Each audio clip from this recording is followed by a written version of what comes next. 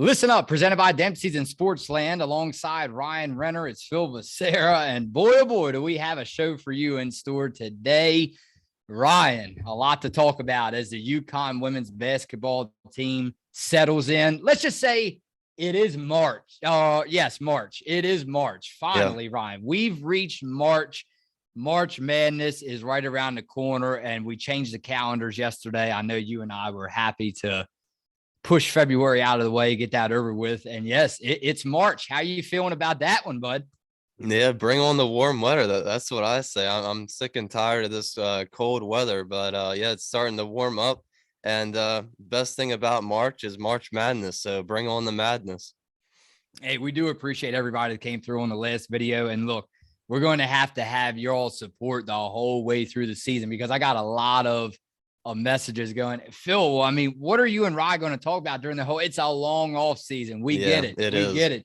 So we need y'all to keep commenting and keep the support up to keep us going all through the off season, because guess what? Sooner or later, you won't have UConn basketball. So, and it doesn't return until what, like November. So Ryan, we need everybody's comments to keep rolling in, so we have topics to talk about, so the show does not get too boring.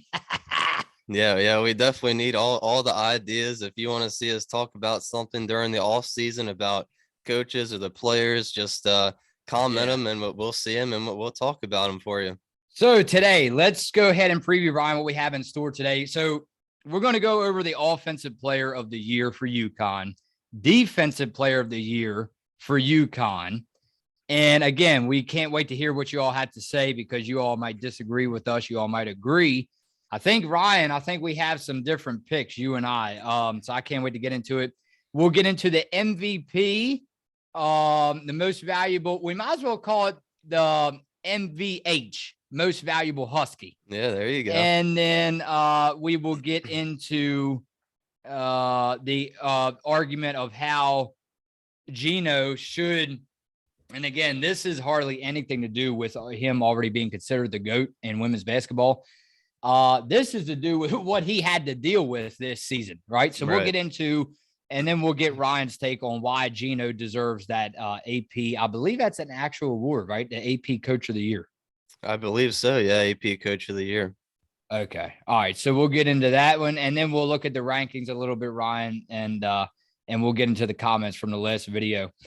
We'll start off, Ryan, with you. I guess you just go ahead and give me all three of yours, your MVH, defensive player of the year, and then your offensive player of the year. Yeah, let's get us started. I'll start off with my offensive player of the year. Offensive player of the year for UConn, I'll go with Fudd. She played 16 games beginning of the season. Paige was healthy. She didn't really play a lot. Kind of coming off the bench, seeing about 10 minutes a game. And then her and Paige kind of got injured at the same time. AZ missed 2 weeks. And then she came back into the starting lineup. And as a freshman, she really, really shined. She averaged 13 points a game this season, shot 51% from the field. And really the reason why I picked her was because of her 3-point shooting. I thought it was very valuable to this team. She shot 48% from downtown. And that game, what really stood out to me was that game against Tennessee when she made 7 threes and had a career high 25 points. And then the very next game, she got another career high in 29 points. So incredible season from the freshman Fudd. Just an incredible offensive year from her. I think her 3-point shooting is phenomenal. And since she's a freshman, I think she can only get better. Yeah, you're right. AZ Fudd really popped off very quickly. I know a lot of UConn fans were waiting for her to come through pretty much sooner than she did, with her talents coming out of high school. But again, with she got hit with the injury bug there for a hot second. Is that correct? Yeah, it was a leg injury. And she was the number one recruit coming out of high school. So we expected big things from her, and she delivered. So there you have it again. I mean, this is a team like any other team in basketball, right? Maybe just a little bit more special. And again, I can't put emphasis on it enough. I mean, perfect example. I'm glad you brought it up. AZ came back from injury. She came back from injury, and look how she didn't just come back from injury. She came back from injury and broke out. Yeah. When Paige was out, it was just incredible. Defensive player of the year for UConn. I got Olivia Nelson-Ododa. Absolutely love her. She played 24 games this season, 32 steals, for the season, and 46 blocks as well. January 15th against Xavier, she had a career high 8 blocks. Unreal game. She also had a season high 5 steals in that game. Her size at 6'5" really gives her an advantage down low. And there are very few players in the country, in my opinion, that can match up against her. Defensive presence is a huge reason why this team had such a solid defensive team all around, and holds opponents to low scoring totals all season long. Very sad to see her go after this season when it's officially over for UConn, but can't wait to see what the future holds for her. And then the MVP for UConn, I'm going to go with Avina Westbrook. MVH. Yeah, MVH. That's right. Most valuable Husky. Like I mentioned before, she was one of the 2 players for UConn, or I guess I didn't say this before. Maybe I did on one of the past episodes, but she was one of the 2 players for UConn that played every single game this season. It was her and Aaliyah Edwards. So, but what stands out to me is just her ability to make an impact on every single game, whether she's starting, whether she's coming off the bench. She always seemed to get 10 points, a couple rebounds, a couple assists. She kind of just did a little bit of everything for this team. She provided a lot of hustle, a lot of energy, and you could really tell how it impacted this team, and defensively as well. Very important to this team. She had at least 1 steal in all but 3 games this season. And most important, I think, was the defensive rallies. It always seemed to start it around her. And when she was creating turnovers and getting those buckets in transition off of the steals, that kind of just really ignited this team throughout the whole entire season. So Avina Westbrook's my most valuable Husky. Okay, well, there you have it. So you have Avina as your most valuable Husky, Westbrook, and then you have AZ Fudd for offensive player of the year. And then how about defense again? Yeah, Olivia Nelson-Ododa. Ododa. Okay. All right. Well, you really set the spotlight on me, didn't you? This is going to be tough. I like to agree with you on all 3 of your picks. I do on one. I might as well go and get that out of the way because you really said it well. Avina Westbrook. I have her as the most valuable Husky. You had told me, excuse me, that she was voted by the fans as the most valuable, or is the Yes, that's correct. It was the fans that voted her. Yeah, the favorite player. Yeah, I mean they definitely got it right. And you told me, I think it puts a lot of importance on the fact that you told me, Phil, that did she not miss a game? Yeah, only 1 or 2. Her and Aaliyah didn't miss a game for this team this season. Yeah, so between her, Aaliyah and Avina, that was a tough pick because, again, I think it's leave the facts off to the side for a second, leave the stats off to the side for a second. I think it's very important without looking any points or even minutes played. That's one thing, but yeah, to have a player in any sport to continue to get playing time from them, and especially in today's world, it seems like in the sports world, man, how tough is it, Ryan, to stay, not I'm going to say stay in shape, but stay healthy. I mean, it seems like some of and we see it with Paige Beckers, we see it in any sport. I mean, man, some of the biggest names we see go down that quick. So I think that I really like that when you told me, because sometimes we forget about that. Even though they're not showing up on the stat sheet, they're not showing up, big time on the court on game night. I think it's very important that you take into consideration, hey, can an athlete get through a full season now without missing a game? That's tough. Yeah, it seems like in today's game, like you mentioned, with any sport that you watch, it's all these big name athletes just getting injured. Sometimes even before the season starts, like in practice and stuff. So yeah, it's pretty amazing that she was able to play every single game. And she's a transfer from Tennessee. This is only her 2nd season with UConn. So only got to watch her play 2 seasons for UConn, but she's a senior as well. Sad to see her go along with Olivia, but yeah, can't wait to see what the future holds for her as well. Oh, this is a tough one. I thought that you were actually going to say her. Give me this name for defensive player of the year for UConn. I have Dorka Juhas. I had Dorka Juhas at transfer from Ohio State. The reason why, the main reason is look what she did. I mean, she was looking at this through 2020, the 2021-2022 season. If this is updated, it looks like she almost shot 50% from field goals. She had about a 1.8 assist, and then she was averaging 6 rebounds. It looks like 6 rebounds on the season. So the reason I went with her, because how many nights on them game recaps, which is very fun. I can't wait to next season already. How many nights did we come on after these games and say, okay, Ryan, we pointed out the players with the most points. We pointed out with this and that, but we got down to where rebounds. And how many nights in a row did we see Dorka show up on the defensive side of the ball? I never really realized. It took me a while. When I watched them highlights, man, she's a big body in the paint. And it's so hard to get the ball back when if you're trying to rebound it, if you're the opposing team. So Dorka Juha is defensive player of the year. Yeah, and she can shoot the 3 as well, which makes her really an offensive threat as well. And when we saw her get to her spot on the court, she could start knocking down shots. But yeah, her rebounding was really important for this team, and her size, along with Olivia Nelson-Adota, really dominant for most of the games for UConn. My last one, Ryan, I have for the offensive player of the year for UConn, I have Kristen Williams.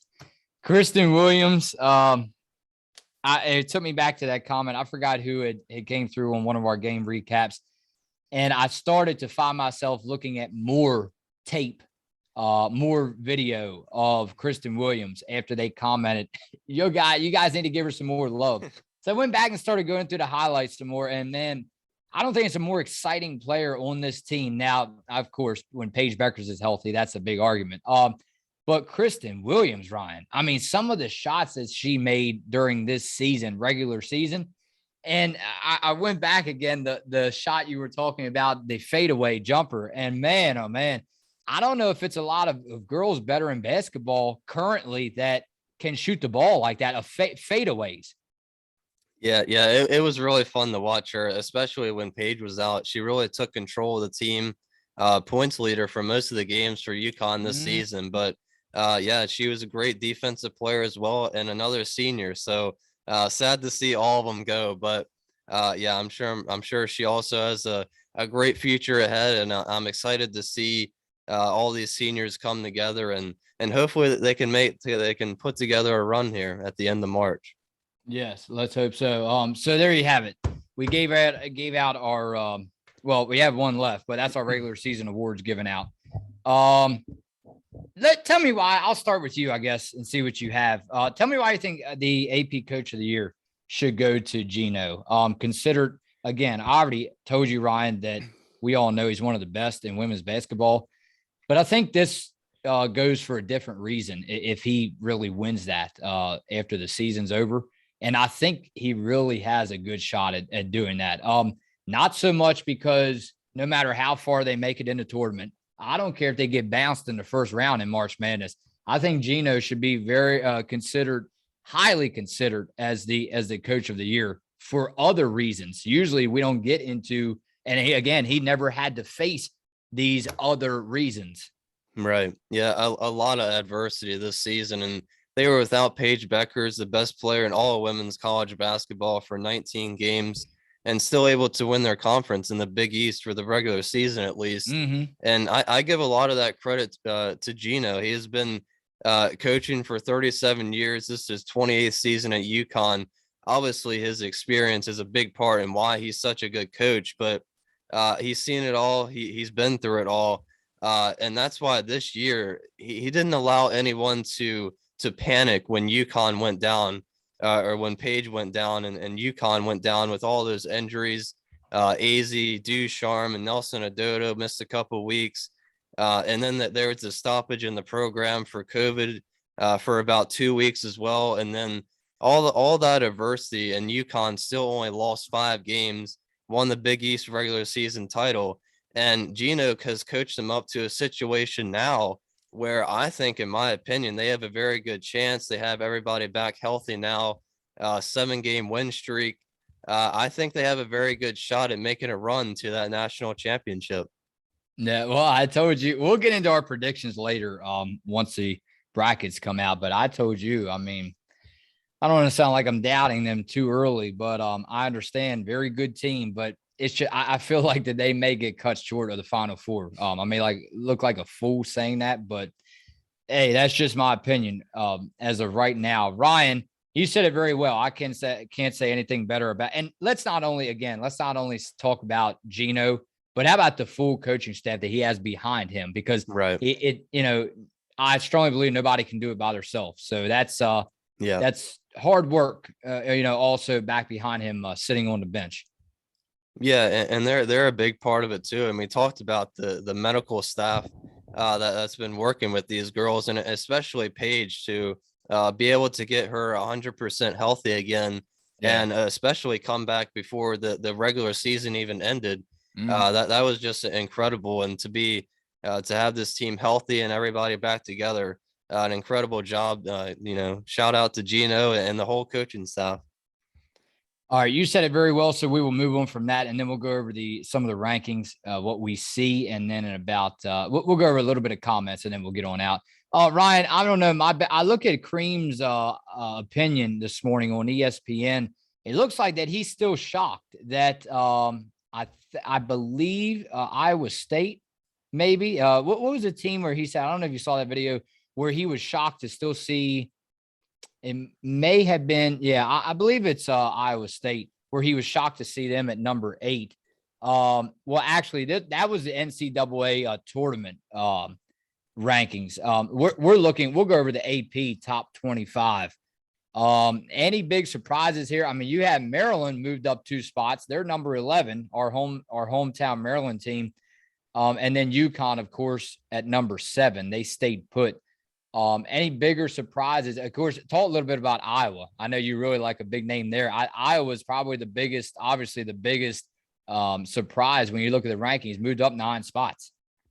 Yeah, moved up 9 spots to 12. Kaitlyn Clark, the sophomore, she's been having just an incredible season for Iowa, averaging 27.5 points, 8 assists, leads the country in both of those. So just incredible. And she's going to be something else if she decides to go to the WNBA and stays healthy. We're in for a treat these next couple years down in Iowa. But top 4 for the AP, top 25 for the women stayed the same: South Carolina, Stanford, NC State, and Louisville. LSU at 6. I think that wasn't a surprise to many people, but they jumped in front of Connecticut and went up to 6. So a little surprised to see that, but not taking anything away from LSU. They're a great team. They got a great coaching staff down there. Just an incredible season for them, and it's kind of unlucky for them that they're in the same conference as the best team at the moment, which is South Carolina. But they've had a great season, and UConn still at 7. I like where they're at. I think that's a very respectable ranking for UConn. So I think that was the only surprise that I had. And then we'll go ahead and hit on the comments, Ryan. Did you see where? So UConn was tabbed for the Greensboro region in the final bracket reveal. So possibly we finally got an answer. They could face South Carolina in the Elite 8. Talk a little bit about that treat. I was hoping maybe Final Four, maybe. I know it probably wouldn't be the championship. But again, that's still pretty deep into March Madness. So that could get fun, man. So you're right. And you wanted to see that rematch. Yeah. I think we all wanted to see it, especially because that game got canceled because of COVID that they were supposed to play. So, but now with the whole team, the whole squad healthy, with Paige healthy, I think it should be an incredible game if they both get matched up in the Elite Eight or the Final Four. It'll be a treat for all of us to watch. And then again, we appreciate all y'all coming through on the list video. This was February 27th. UConn Huskies win regular season finale, Ryan, 88-31. We'll go over some comments and then we'll head out. Let's start off with Miss Jamie again. Miss Jamie Centrella, thank you again for coming through.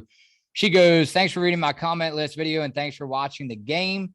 The post players need to work hard in the Big East tournament because come March Madness time, these other conferences have bigs who are strong and skilled. UConn has so many ballers. I'm not worried about the guards, although saw AZ in a boot after this game. Ouch. I did not know that, Ryan. Watched an interview with Gino and some European women's coaches. He said he hopes Dorka stays another year. You mentioned that too, Ryan. I'll be at Saturday's and Monday's game. I'm hoping to see another UConn Nova game for redemption. Yeah, that will be a good game because Villanova beat them. So with UConn's team healthy, that should be a pretty good redemption game. Hope Dorka stays another year too. Appreciate you commenting and going to the games. And I mean, it should be exciting because, pretty much like I mentioned, with the size the UConn has for Aaliyah Edwards, Olivia Nelson-Ododa, and Dorka, there's really not a lot of competition in the Big East, although they did, a couple of games were pretty close. But I think this team will get tested a little bit depending on who they play in March Madness because, we won't really know a lot about them, and they only get a limited time to kind of, watch the tape on them. So they might get tested a little bit in March Madness with their size. But I think they should be fine. They got incredible size, incredible defensive players. So, yeah, can't wait. Yeah, well, and again, I think a lot of people are concerned about the turnovers that the Huskies have. Once they face these other these bigger and better elite teams, turnovers have kind of been an issue this season. It looks like that we're getting from a lot of fans talking to us. So, yeah, Ryan, that's another thing. I mean, do you see a lot of the opposing teams trying to put the pressure on UConn, full court pressure, or probably that's not a thing? Because I've seen that. I've attended some high school playoff games here recently, and the full court pressure is something that I've been seeing a lot more. Yeah, it's a very important aspect of the game that I don't think a lot of teams usually try to do. But I think when teams try to do it, and they practice it a lot, I think it can work very effectively. And I've seen UConn do it a couple of games this season, and they're pretty good at creating turnovers off of it. So, yeah, I think that's going to be a big part that UConn has to eliminate and try to downsize their turnovers because Paige, she's a great passer, a great decision maker, but she can tend to turn the ball over a little bit. So, it's going to be another test for Gino, huh? To try to, Yeah. I mean, especially if teams start to pressure them full court. Yeah, but they're usually smart with the ball. So yeah, we'll Two see. more. We'll see. This person goes, preventing opponents scoring is more useful than making a ton of shots because defense ignites offense better than the other way around. Yeah, I think defense, like I said before with these game recaps, I think UConn's defense leads to their offense most of the time. And when they start going on those runs, creating the turnovers and getting those transition buckets off of those turnovers, that's when they really start rolling. They start just clicking on all cylinders. And once they get that going, in my opinion, they can't really be stopped. So I think their defense is a very, very much more important than their offense most of the time. We'll leave it off with this one, Ryan, and then we'll head out and be back Saturday for another recap. Ryan, Dan Waymont, appreciate you commenting, Dan. He goes, poor three-point shooting continues, 8 for 27. AZ had 2. Carolyn seems to be able to score, block shots, rebound, and assist. It is great to see them run the floor. They can go as far as their play will take them. They are that good. Would like to see some threes fall.